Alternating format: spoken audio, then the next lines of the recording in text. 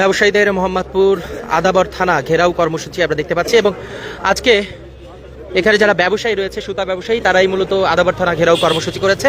আমরা ঠিক এই মুহূর্তে আপনাদের সাথে সরাসরি যুক্ত রয়েছে আদাবর থানার সামনে থেকে, সেখানে অনেকে রয়েছে, আমরা তাদের সাথে একটু কথা বলি। ভাই আসসালামু আলাইকুম, আমি কালের কণ্ঠ থেকে যুক্ত রয়েছে। যদি একটু জানতে চাই যে আজকে এই যে আদাবর থানা ঘেরাও করা হয়েছে কি কারণে, ব্যবসায়ীদের পক্ষ থেকে একটু বলবেন। আমরা এই আদাবর অঞ্চলের এমব্রয়ডারি ম্যানুফ্যাকচারার্স অ্যাসোসিয়েশনের সদস্যবৃন্দ এখানে আমরা আজকে সমবেত হয়েছি।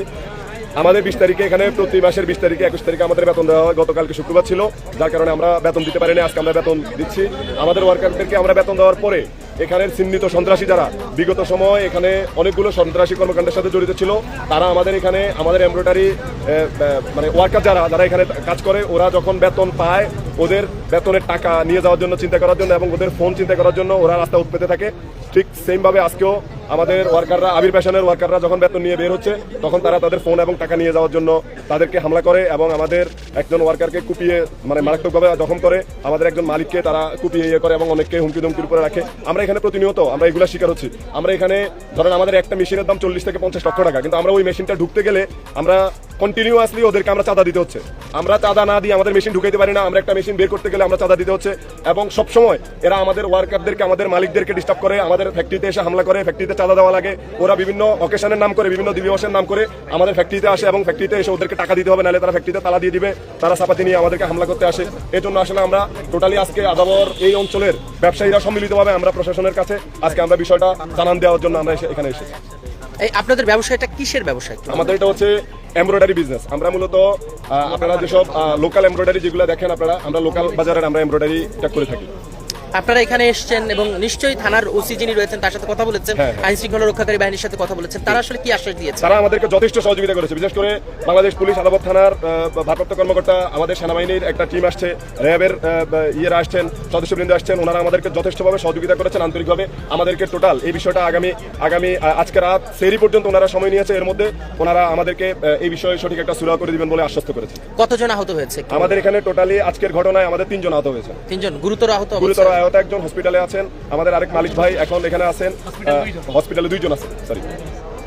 দর্শক, যেমনটি শুনছিলেন, আজকে মূলত আদাবর থানা ঘেরাও যে কর্মসূচি, এটির মূল কারণ হচ্ছে ব্যবসায়ীদের উপরে সন্ত্রাসীদের হামলার কারণে। আমরা দেখেছি এখানে যারা ব্যবসায়ী রয়েছে, এমব্রয়ডারি ব্যবসায়ী যারা রয়েছেন, মূলত এরা কাজ করেন পোশাক শিল্পের সাথে যুক্ত, তারাই আজকে এখানে আদাবর থানা ঘেরাও যে কর্মসূচি সেটিতে অংশগ্রহণ করেছেন এবং তারা বলছেন যে থানা থেকে এবং আইন শৃঙ্খলা রক্ষাকারী বাহিনীর থেকে যথেষ্ট তাদের সহযোগিতা করা হয়েছে। এবং ঠিক এখন মধ্যরাত, এখনও আমরা দেখতে পাচ্ছি যে আইন শৃঙ্খলা রক্ষাকারী বাহিনীর যারা রয়েছেন তারা ভিতরে রয়েছে এবং ব্যবসায়ীরা বাইরে অবস্থান গ্রহণ করছে।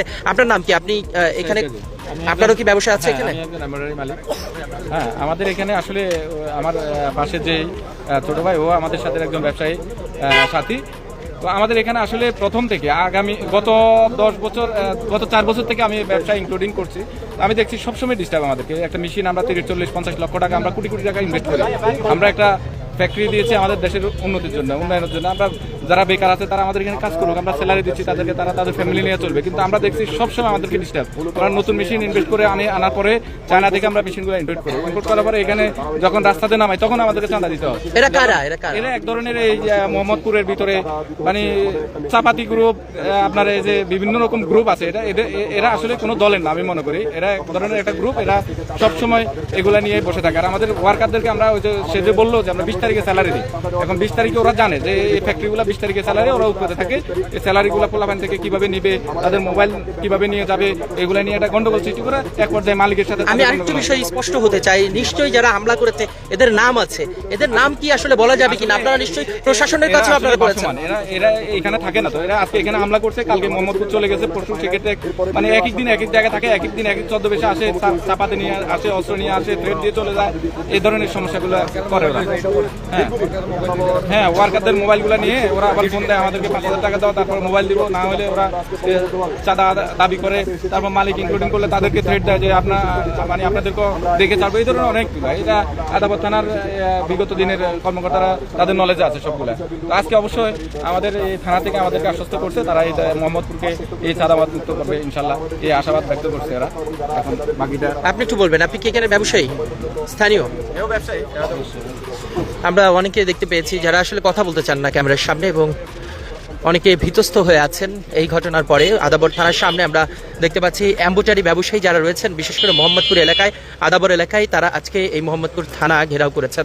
যদি আবারও একটু স্পষ্ট করতে চাই যে এখানের যারা কর্মরত রয়েছে, যারা এম্বোটারি ব্যবসায়ী রয়েছে, তারা যখনই স্যালারি দেন অথবা তাদের কর্মীদের বেতন ভাতা দেন, ঠিক সে সময়ে কারা এসে চাঁদা দাবি করেন এবং পাশাপাশি কর্মীদের উপরে সন্ত্রাসী হামলা চালিয়ে তাদের কাছ থেকে মোবাইল ফোন ছিনতাই করে নিয়ে যায় এবং এটির প্রতিবাদ করায় আজকে 3 জনকে গুরুতর আহত করেছে, সে কথাই বলছেন।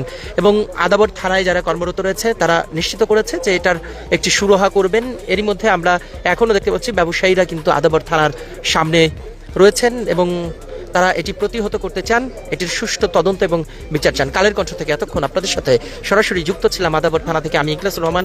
আবারও জানিয়ে রাখি যে আদাবর থানা ঘেরাও কর্মসূচি পালন করছে ব্যবসায়ীরা, মূলত এম্বোটারি ব্যবসায়ী যারা পোশাক খাতের সাথে যুক্ত রয়েছে, তারা এই মুহূর্তে এখানে অবস্থান গ্রহণ করছে এবং আইন শৃঙ্খলা রক্ষাকারী বাহিনীর পক্ষ থেকে আশ্বস্ত করা হয়েছে এর সঠিক বিচার করা হবে। এতক্ষণ আমাদের সঙ্গে থাকার জন্য সবাইকে ধন্যবাদ।